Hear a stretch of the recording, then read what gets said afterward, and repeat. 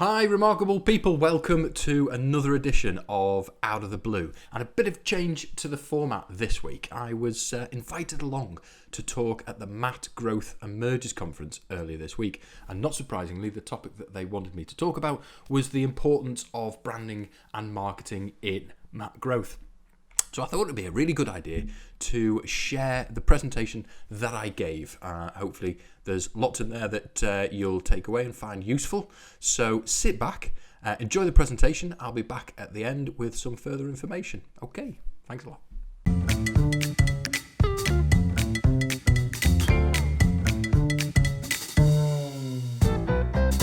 Matt Davies is the Sales Director for Blue Up Education.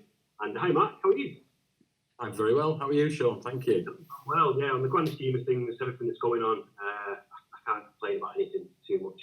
So, yeah. And can you see my slides? Can you see my screen properly? Yeah, we've got you, we can hear you, we've got your slides. So, yeah, over to you, Mark. I'll let you do the introduction and we'll see you after. Fantastic. Thank you, Sean. And thanks for facilitating today. Been some great sessions, actually. I've certainly learned a lot from the sessions that have gone before me, so I will endeavour not to ruin that with the session that I'm going to give you in the next sort of 25 minutes, which I've entitled The Importance of Branding and Marketing in MAT Growth. So really what this is all about and what I'd like you to get from this session is a real opportunity for you to make the start of a process where you can assess how effectively your MAT is presenting itself to the outside world. That's really what we're talking about today. There's lots and lots of different things that we can talk about that concern branding and marketing, but that's essentially what I'm trying to put across today. And hopefully you'll get that from it. So just to give you an idea, I am Mark Davis. I'm from Blue Apple Education. We're a creative design company and we work exclusively within education. So our involvement with schools and nurseries, multi-academy trusts, school groups, federations, etc., can be anything from designing a small primary school a new prospectus or a website or a promotional film, all the way through to helping multi-academy trusts with a strategic marketing strategy and plan to help them grow, to look at pupil admissions, to look at school acquisitions and everything in between. So just to give you an idea as to perhaps why I'm experienced enough or qualified enough to talk about the topic, I host a session called Out of the Blue, which is a Friday afternoon video podcast that I host. It's available on YouTube. It premieres on YouTube at 4 o'clock every Friday afternoon.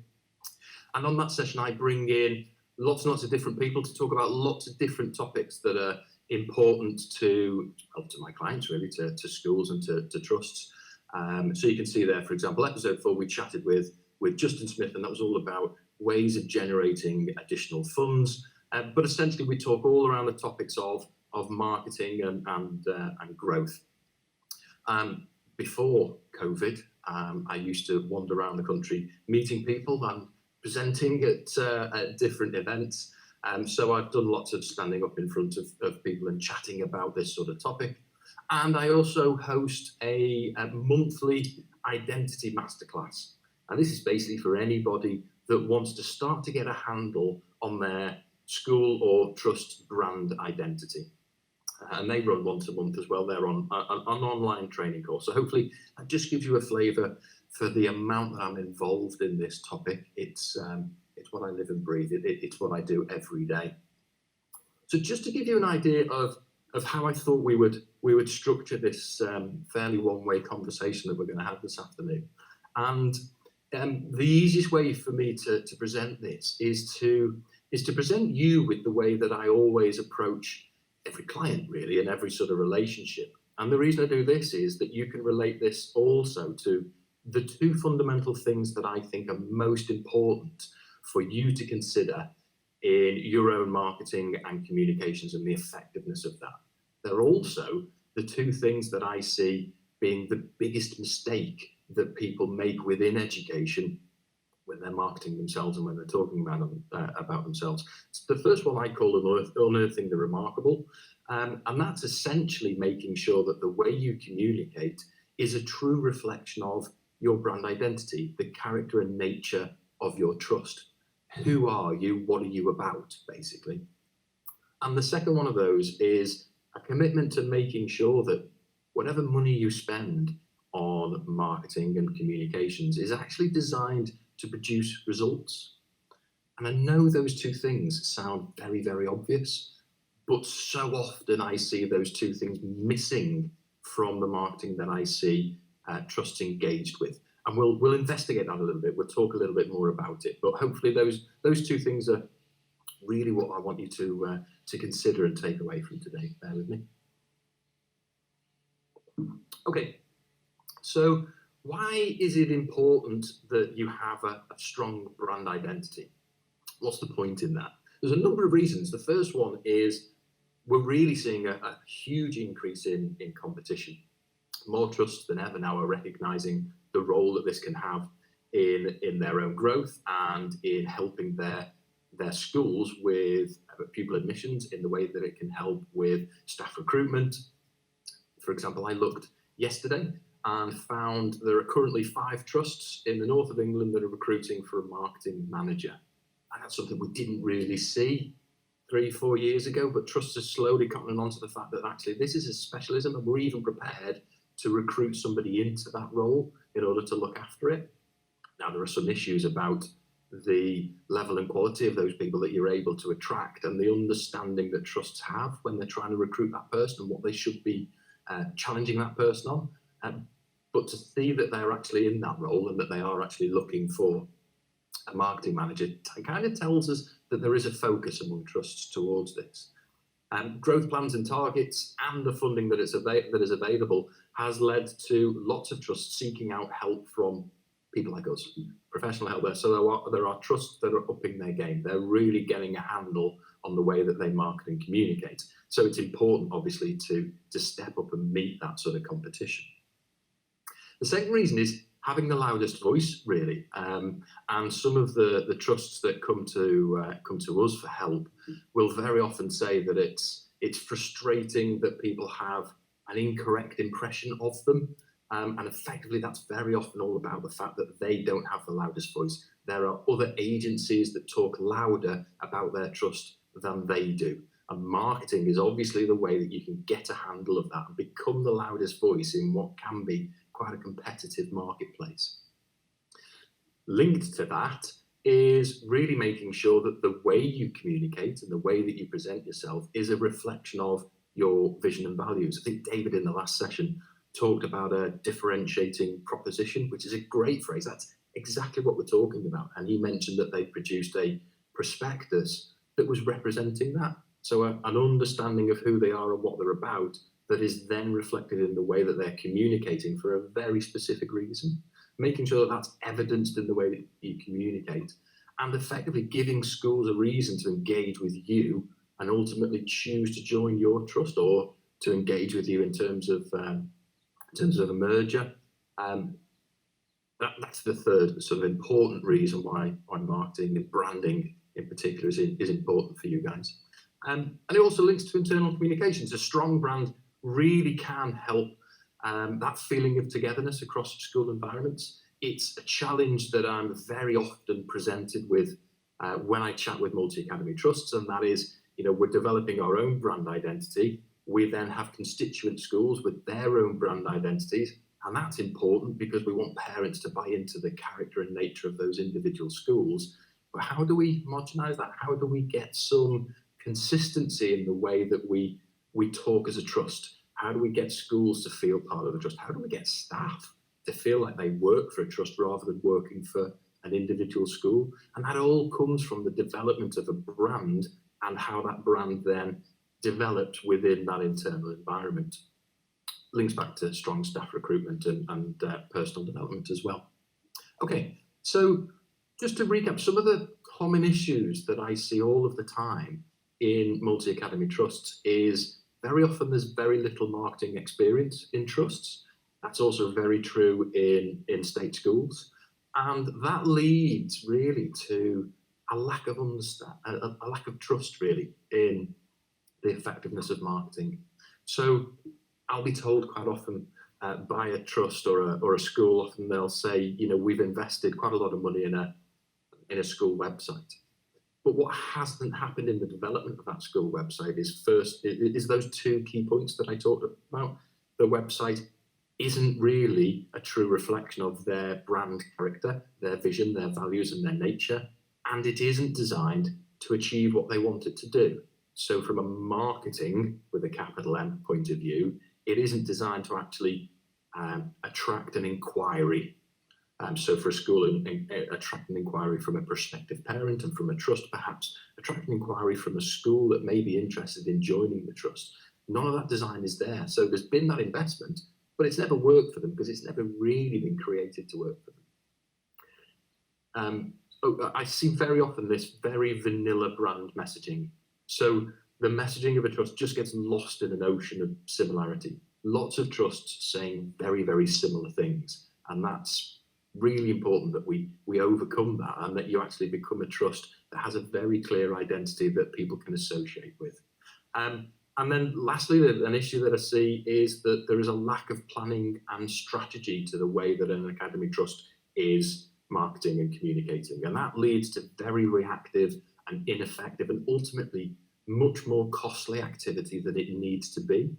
A good plan and strategy can highlight the key ways in which that you can communicate, to the point where it can really advise the methods that you're going to use and the channels,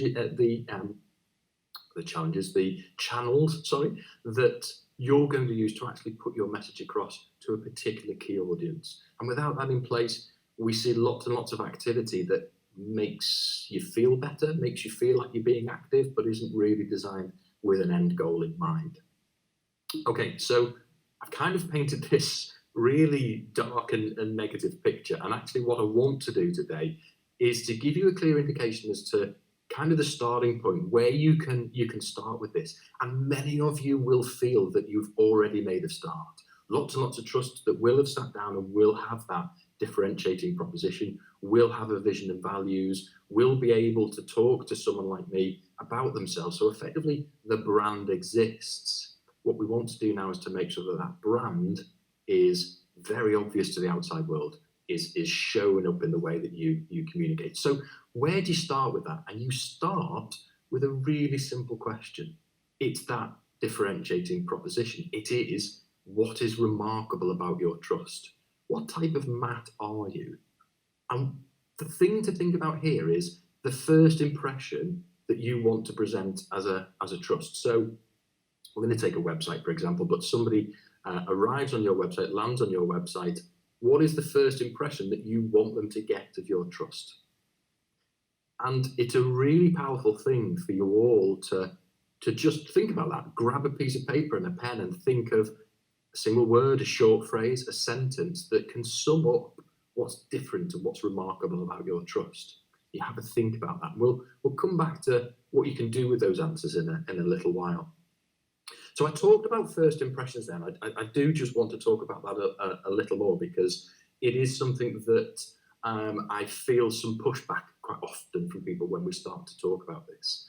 And it's because it's such a simple idea. It's that sort of, there must be more to just a simple phrase, the keywords that explain who we are. And of course there are, but what we're talking about is the fact that people make judgments so quickly about everything that they see. It's second nature. We like to think we don't judge a book by its cover, but we do. We're humans, and it's true. It's been proven time and time again that we do make a judgment call. Very, very quickly, actually.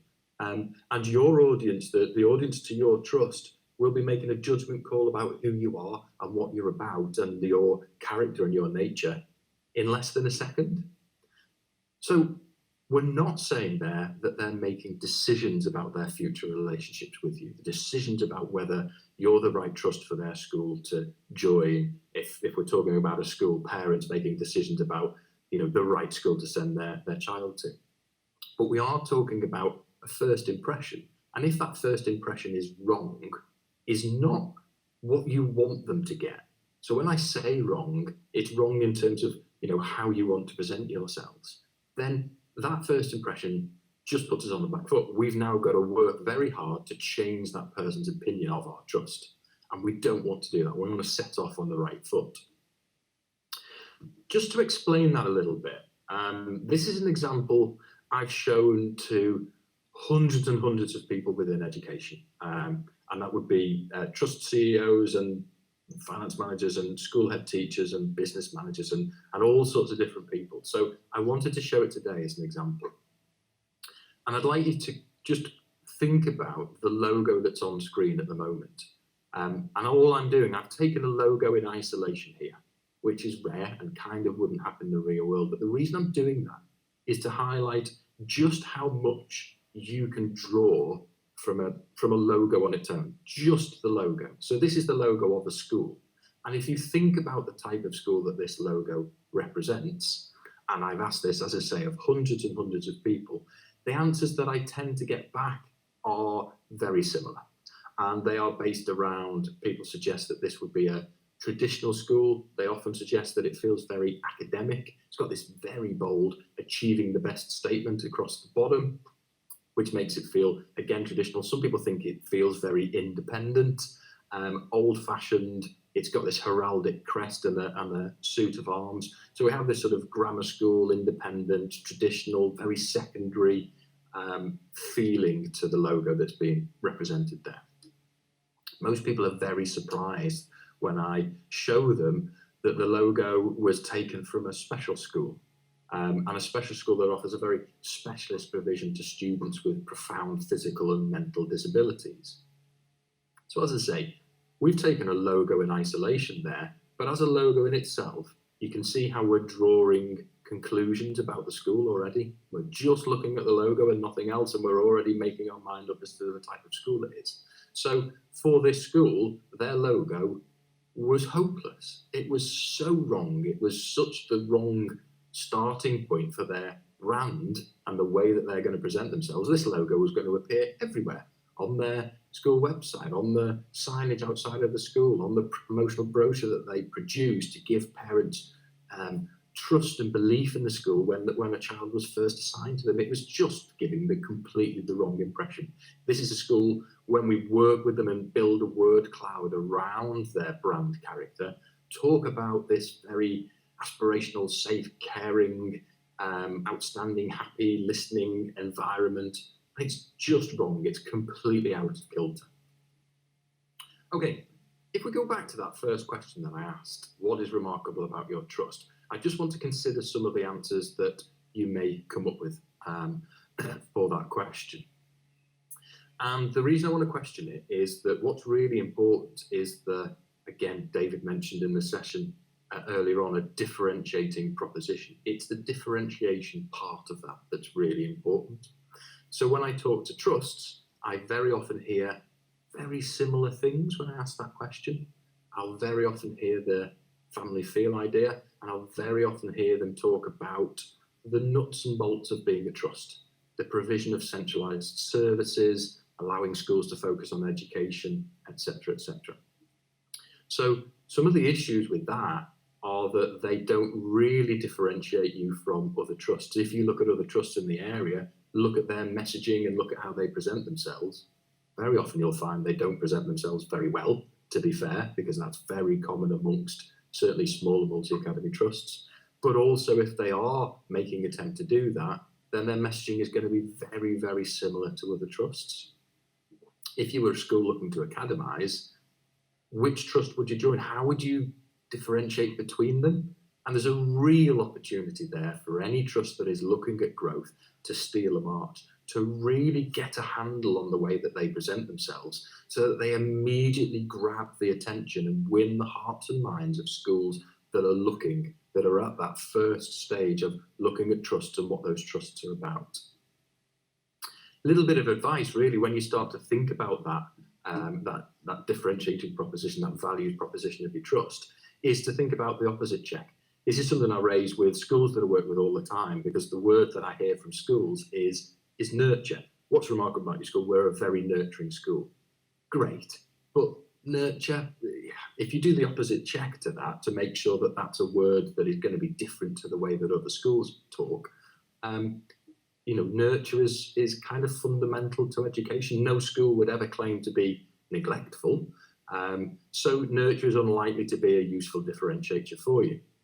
You're likely to find lots of other schools that are saying very similar things. So the way that you would take nurture, and if nurture was actually, Mark, that's fundamental to the way that we work. Nurture really does run through because we don't mean just nurture. There's a real flavour to that. Let's talk about how that manifests itself on a daily basis, and let's present stories about the way that our trust is nurturing or our school is nurturing. People buy into stories. There's a very famous study called the Hyder study that shows that people look for narratives where there aren't any narratives. People are looking for stories and coming up with stories that demonstrate you're remarkable and evidence what's remarkable about you, a really important, a very important way that you can start to talk about your trust. So a takeaway that I want to give you today is to take away that question, what is remarkable about our trust? And ask it of your staff, ask it of the school senior leadership team and the school staff and other stakeholders, and see what they say. Do their answers align with your own? And when you've got all of that together, take a look at your own marketing and communications and make a decision as to whether your remarkable is actually being reflected. So look at it from the outside looking in. I put up an example of Furness Education Trust. I've been approached by Furness. We've just started working with them and we're about to develop their brand identity. And the reason that they wanted to do that is they now have some very clear targets for growing their trust and have recognised that although they developed a logo when they first came into being 3 years ago, it was very much an afterthought. It was really down the list of priorities for obvious reasons. There's so much that they needed to do at that stage as a single school that academised, took on 3 primary schools very, very quickly, and the whole branding has been missed and doesn't exist. So if you visit their website, nothing particularly wrong with it, colours look fine, but what can any of us say about Furness Education Trust that is more than the fact that they are a trust? There is nothing here. There is no brand message, there is no brand character, there is nothing that is engaging with me to tell me what makes them tick, what's important to them, what is their provision, why are they different from any other trust. And they're not alone. I'm working now with South Pennine Academies in a very, very similar situation. Here's the front page of their website. Again, very hard to differentiate them from what we've just been looking at. What's different about them? I don't know anything about them. This is my first impression, and I really don't know what I could tell you about the Academy from this vision that I have in front of me. I'm about to work with Impact Education, and again, perfectly reasonable website, nice photogenic young lady, nicely taken photograph. But what does it mean to me? What can I now tell you, or what could any of you tell me about Impact Education as a multi-academy trust? Very little, because there's nothing really there telling us anything about them. Very quickly, I'm going to show you just a quick example, but I'd just like you to think about another takeaway, and I just wanted to squeeze this in for you, is, and this is really important in your growth strategies, to consider when you're looking at your websites, for example, consider the user journey. This is true of any marketing that you do, any communications that you do. Make life as easy as you possibly can for the people that are engaging with you, your audience, to engage with you, to give them a call to action. What do you want them to do?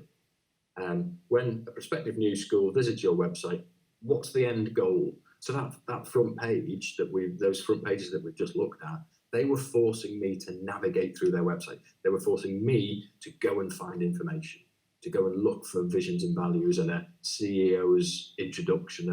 And I was being forced to do that myself. What you want to do as a trust is to show that person where you want them to go. A nice promotional film that draws them in and explains who you are, or some photography and a call to action and a button that you want them to press. Really guide them into where you want them to be so that you engage with them and you get their inquiry. You now know who they are. They're not an invisible person that's visiting your website. You don't even know they're there. You're encouraging them to engage with you and tell them that they're there, who they are, so that you can now start to communicate with them. Really, really important for your marketing. So consider that user journey and consider making it as simple as you possibly can so that they can get to their goal as quickly as possible, as few clicks as possible. And this is your opportunity to control the information that these people are being presented with. Okay, very quickly, let me just show you an example. This is Hummus Not Academy, Academy Trust, and their web presence as it currently stands. They're in a state of flux. They're about to change name, so in September they will become Strive Academy Trust. So there's a change of name, there's a growth strategy, there's a real need to brand the trust in a way that's going to work for them. So to give you an idea of perhaps what a website perhaps should look like for a trust that is looking at growth, just show you some visuals here of our ideas for Hummus Not Academy as they become Strive Academy Trust. Some real key messaging: join the trust. Here's a button that we want people to press. They've arrived on the website. This is where we want you to go. Some more information about our visions and values and what we stand for, and another button that's discover more, that's going to take you through to a film that you can watch that's the CEO has recorded his introductory message and shows you what everything is about. Join us and Strive. Contact us every opportunity we've got to engage with the audience and get them to engage with us. That then carries through as a brand in all of the way that Strive are then going to communicate. So we've got this consistent brand that's being presented to the outside world. And we've gone through a whole branding strategy with them. So there's a reason why their logo looks that way. There's a full rationale that supports who they are and what they're about that we've taken them through. So I'm going to finish now. I think we started about 5 past. So there'll be an opportunity to answer some questions, but very, very quickly. I love this phrase, and I really want you to encourage you, whoever you engage with, whatever you do with your trust. If you always do what you've always done, you'll always get what you've always got. If you're frustrated with the way that your trust is presenting itself and you're frustrated with your abilities to grow and acquire schools, then look at your marketing and make a decision today that you will make changes to it, that you will do something about it. By all means, contact me. I'm always happy to do a free consultation. It's literally a conversation where we'll look at where you are, what you're trying to do, and appraise your marketing communications. There's never any obligation for you to do any business with us, and most people find that a really useful conversation to have. As I mentioned before, I run a brand identity masterclass. Next one of those is on May the 25th. And again, if you want to engage with me, I can send you over details of how to join that. It's an hour and a half online, and again, a really great way for you to start to get a handle on your own marketing. So contact me. Visit our YouTube channel to watch Out of the Blue every Friday at 4 o'clock. Join me on LinkedIn. And that's all I've got time for. I hope you found that useful. I really do. And I'm happy to answer any questions that you might have. Thank you very much, Mark. Absolutely brilliant. We'll just got time for one quick question before we click over to Chris. We're running over quite slightly. So the poll's up on the screen now, everybody. And Mark, if you're okay to answer a quick question, that'd be great. Yeah, no problem at all. So, the question is, Mark, how effective can marketing be to address scepticism of local authority maintained schools towards the value of academization? You know what I mean by that? Yeah, it can be very, very powerful. It's a common theme that we come across a lot, and it's all about the key there is to understand how a controlled brand and a brand that has been designed to reflect your ethos and your vision and your values can develop trust in your communications. So it really helps when you're communicating that people can see a recognized brand that is professional, that you've got control of, and that rings true. So is consistent across all of the ways that you communicate. In terms of those particular issues around a mistrust of academization, it's something we've been involved with a number of trusts. And if I'm being blunt, it's not something you can flick a switch on. It's not something that you're going to change overnight. So it's about consistent, strong messaging about the values of your trust.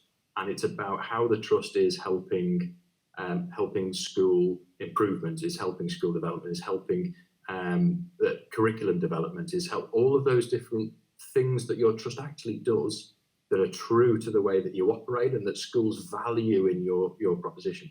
It's making sure that they're communicated within your brand marketing and your brand communications. And slowly but surely you build that trust. It goes back to the loudest voice idea. You become the loudest voice about your activity and who you are and what you do, and that builds trust over time. I suppose the last point I'd make is you can't change those perceptions in a single meeting or with a single mail shot or a piece of paper. It's all about consistency and about a focus on making sure that you do that. And just be honest. Answer questions honestly. When people have got those concerns, give them honest answers back. Listen to what they're saying. Don't discount what they're saying, and try to answer as honest as you possibly can. Perfect. Well, Mark, absolute pleasure to have you involved. Thank you so much. Thank you, Sean. I really appreciate it. Look after the comments, that's okay. Yeah, of course. Yeah, no problem at all. Right, you start. Thank you so much, Mark. Cheers again. Thanks, everyone. Bye-bye now.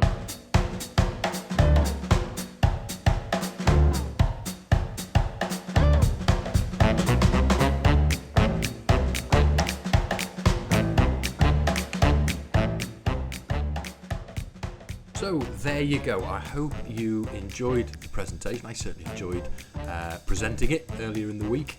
And if you are a Matt that is looking at your growth strategy and wanting some help in terms of the way that you're going to go to market, the way that you market and communicate your Matt, all the things that I chatted about in that presentation, then get in contact. It'd be great to have a chat. We can arrange to have a phone conversation. We can review where you are at the moment, what's working, what's not working, and offer you some advice. Remember, every month I run the online school brand identity masterclass. The next event is on Tuesday the 25th of May, and there's a link below for you to join that. You can sign up. It's usually £150. It's on offer this month for £50, an hour and a half online, and ideal for anybody that's looking to get a grip and handle on their marketing strategy. Okay, well, thanks very much for watching another episode. It's great to see you all, and we'll see you again next week. Bye-bye.